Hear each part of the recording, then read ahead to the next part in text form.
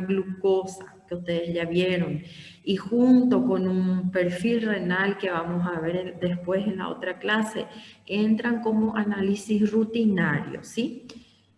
Son análisis que nosotros llamamos de rutina.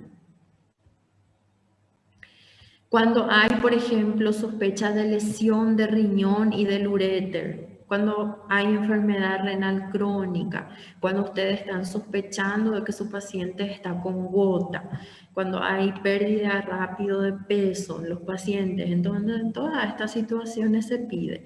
Pero igual si el médico no está sospechando de ninguna enfermedad de su paciente, el ácido úrico, así como yo les dije, ya entra como un análisis de rutina. ¿Sí? Este es un cuadro que yo les puse a ustedes, es una tabla que muestra las causas de una hiperuricemia y de una gota. Entonces acá muestra la hiperuricemia primaria, la hiperuricemia secundaria, cuáles son algunas causas que pueden conllevar a el aumento de ese ácido úrico en sangre. Entonces ustedes van a saber que hay varias causas acá, así como patología, ingestión excesiva de etanol, ingestión excesiva de proteínas, dietas ricas en purinas. Después van a ver algunas enfermedades que también están asociadas al nivel aumentado del ácido úrico. Por eso es importante el histórico clínico del paciente. Entonces, ustedes tienen que saber nombre, sexo, edad. Si tu paciente tiene alguna patología de base, si tu paciente toma ciertos tipos de medicamentos, todos los medicamentos que tu paciente tome, vos tenés que anotar en su histórico clínico, ¿sí? La enfermedad renal y la hiperuricemia. La enfermedad renal y la hiperuricemia también están normalmente siempre, casi siempre. El ácido úrico es uno de los principales marcadores de aquellas personas que se hacen diálisis, personas dializadas. El ácido úrico junto con un perfil renal son los análisis de rutina de estas personas. Entonces, ¿para qué el médico pide rutinariamente? Para ir controlando la función de ese riñón de su paciente, ¿sí? Entonces es una complicación frecuente de la hiperuricemia. ¿Qué pasa cuando yo tengo un nivel muy alto de urato monosódico en sangre? Ese urato no solamente se puede depositar en las articulaciones blandas, sino que también se pueden ir juntando o se pueden ir depositando en algunos órganos. En este caso, ¿cuáles son esos órganos? En el riñón y también en la vejiga. Cuando esos cristales de urato monosódico se juntan o se acumulan acá en este riñón, ellos pueden precipitar, si hay mucha cantidad, y formar los famosos cálculos renales, o entre comillas, las piedras del riñón. Esos uratos monosódicos entonces son pequeños cristales que cuanto más van aumentando en estos órganos se precipitan y forman las famosas piedritas, los cálculos renales. Entonces la persona que tiene una hiperuricemia muy elevada y no controlada también puede tener cálculo renal debido a eso. Entonces forman también cálculos renales, ¿sí? Yo no me acuerdo si fue con ustedes lo que nosotros trabajamos en la parte práctica con aquel artículo científico que hablaba del urato en el embarazo. Entonces, esta parte yo les puse a ustedes más en forma de curiosidad para que ustedes sepan que en la parte práctica, allá en el, ¿cómo les voy a decir? Allá en el hospital ustedes van a ver bastante que el ácido úrico está relacionado con el embarazo, principalmente en aquellas mujeres hipertensas. Existen mujeres que tienen presión alta y durante el embarazo esa presión es muy desestabilizada. ¿Qué pasa si esta mujer tiene presión alta y más una condición de hiperuricemia? Ese cuadro de hipertensión más un ácido úrico elevado puede llevar a una preeclampsia. ¿Qué es la preeclampsia? La preeclampsia es una condición que hace con que esa mujer tenga un parto prematuro, o sea que su bebé nace antes de tiempo. Entonces, eso es un dato curioso.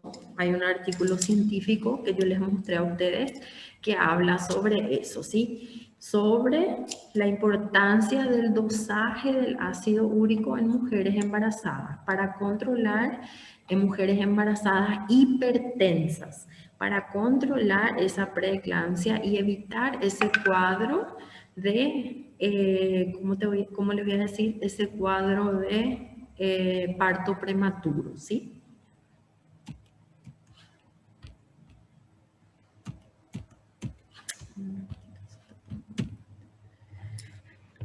Así como nosotros conocimos el término de hiperuricemia, que es el aumento del ácido úrico en sangre, también nosotros tenemos un término de hipouricemia, cuando nosotros tenemos un valor disminuido de ese ácido úrico abajo del valor de referencia. Hay ciertas situaciones que pueden desencadenar en esa hipouricemia. ¿Cuáles son? Diluición, hemodiluición, cuando mi paciente está recibiendo sueros, administración de sueros, por producción disminuida, cuando hay déficit de esa enzima hipoxantina oxidasa, y también por eliminación renal aumentada. En la ingesta de algunos fármacos, algunos tipos de tumores, ictericia, anemia, algunas patologías pueden causar hipouricemia, ¿sí? Pero normalmente la hipouricemia es difícil de ver en la práctica. Nosotros lo que más vemos es la hiperuricemia, a no ser que mi paciente tenga patología de base, como por ejemplo una ictericia obstructiva, una anemia. Entonces, en esos casos se puede ver la presencia de hipouricemia, pero en las literaturas y todas las bibliografías ustedes no van a encontrar así que sea muy importante eso, ¿sí?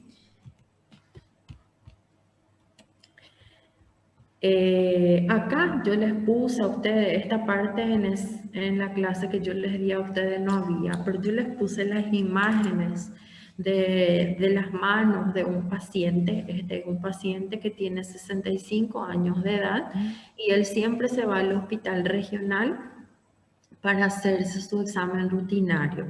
Es un paciente que vive en el hogar de ancianos, un lardusito, y tiene la enfermedad de la gota. Entonces, para que ustedes vean cómo son los tofos. ¿Qué son los tofos? Este es el dedo gordo del paciente. Entonces, esto es lo que nosotros conocemos como tofos. Dentro de estas articulaciones o dentro de estos tofos, ¿qué es lo que hay?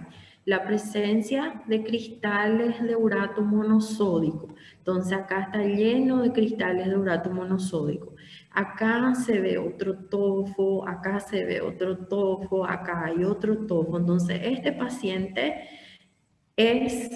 tiene la afección de la gota. Acá también pueden ver un tofo, acá hay otro, acá en la articulación hay otro, acá. Entonces tiene varios tofos.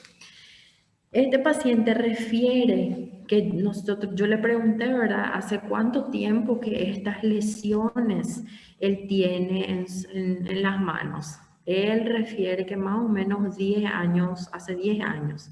Y también es una persona que era alcohólica, tomaba mucha bebida alcohólica. Sus cuidadores, los que son los responsables del hogar de ancianos, refieren de que ellos cuando le rescataron a este paciente, ella presentaba ¿cómo le voy a decir? Esta artritis gotosa en la mano, ¿sí? Entonces, un paciente real que se va siempre en el hospital, yo le pedí permiso para poder quitar la foto, él accedió. Estos tofos, no solamente él tenía en las manos, sino que también en los pies. Los tofos del pie estaban súper feos, ya era una herida abierta, una herida abierta y supurativa con un olor muy desagradable. Entonces, él se fue para hacerse su análisis de sangre y al salir del laboratorio pasó por el servicio de urgencia para que ellos le limpien un poco y le hagan un curativo en ese dedo del pie. En la parte del dedo del pie yo ya no le quité la foto porque algunas veces los pacientes ya se sienten un poco incomodados, ya se sienten con vergüenza, entonces ya no queríamos exponerle al paciente para pedir fotos del pie. Pero los dedos del pie también estaban acometidos por estos tofos, ¿sí? Que los pacientes con gota refieren que ellos no, los tofos no son en esta etapa, no son casi tan doloridos, pero cuando está empezando sí duelen mucho. Y duelen también por cuenta de las articulaciones, ¿verdad? Existen ciertos movimientos que ellos ya no pueden hacer, los dedos empiezan a atrofiar todo, ¿sí? Entonces, estas imágenes yo les puse, acá parece que repitió la imagen, sí, es la misma imagen que esta, repitió nomás. Entonces, es la misma imagen. Yo les puse esas imágenes para que ustedes vean cómo es un paciente real con la enfermedad de la gota, ¿sí? Esos tofos también es importante que ustedes sepan que esas lesiones ya no regriden, ellos ya no vuelven a la normalidad. Ese dedo de ese paciente ya no va a volver a ser un dedo así bonitinho, sanito. Entonces, ¿qué es lo que hace? El médico le prescribe los medicamentos para tratar de regular esa hiperuricemia en sangre, pero ellos no consiguen regredir esa lesión. Esa lesión se queda ahí, lo que hacen es estancar para que no continúe aumentando esos cristales. Lo que yo no me acuerdo ahora era cuánto era el nivel de ácido úrico en sangre de ese paciente. Si ojalá para vocês eu vou mentir porque no me acuerdo realmente cuánto era, pero sí, él tiene la enfermedad de la gota, ¿sí? ¿Tienen alguna pregunta que quieran hacer, alguna duda que quedó sobre esta clase de ácido úrico? ¿Alguien quiere preguntar algo? Pueden escribir o pueden usar su micrófono para preguntar. Prof, nesse caso está muito comprometida a mão dele. Ele podia escolher fazer uma cirurgia, se não fosse esse paciente, outro paciente que decida fazer a cirurgia, pode fazer ou não é recomendado porque volta até a deposição dos cristais? Normalmente la cirugía no es recomendada. Lo que se hace es se toma el medicamento y se queda en ese tiempo, se queda estancado, ¿sí? Este, por ejemplo, es un paciente que para llegar a ese estadio que él está es porque nunca buscó ayuda médica. Él refiere luego, nosotros le preguntamos y él dice que él nunca se fue al médico y él tomaba mucho para que llegue a ese estadio. Entonces, él dice que es 10 años, ¿verdad? Que de 10 años esa enfermedad. Es doloroso la parte de las articulaciones porque se ven afectadas ciertos movimientos, ¿sí? Pero el tofo en sí, así cuando se palpa y se toca, los pacientes refieren que no duele en ese estadio. ¿Qué pasa algunas veces con la gota? La gota nosotros decimos que es una enfermedad que se confunde con otras enfermedades, porque normalmente empieza con un dedo de la mano, pero más 99% de los casos empieza en el pie. Aí a pessoa está dolorido, está inchado, será que é retenção de líquido? Será que é? Fica, não será? Será? Y no busca ayuda médica. Entonces, muchas veces, ¿qué pasa con el paciente? Piensa que es retención, a veces hay pacientes que piensan que es juanete, que es juanete. Entonces confunden con otras patologías o con una inflamación normal y no buscan ayuda médica, ¿sí? Entonces eso es lo que pasa muchas veces con los pacientes que llegan a desenvolver esa enfermedad. Pero cuando los tofos van empezando a desenvolverse, dice que sí que son muy doloridos, duele la parte de las articulaciones.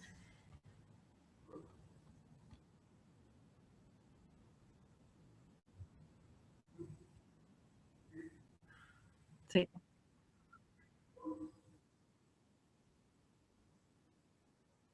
Cuando hay necrosis se ampula el dedo.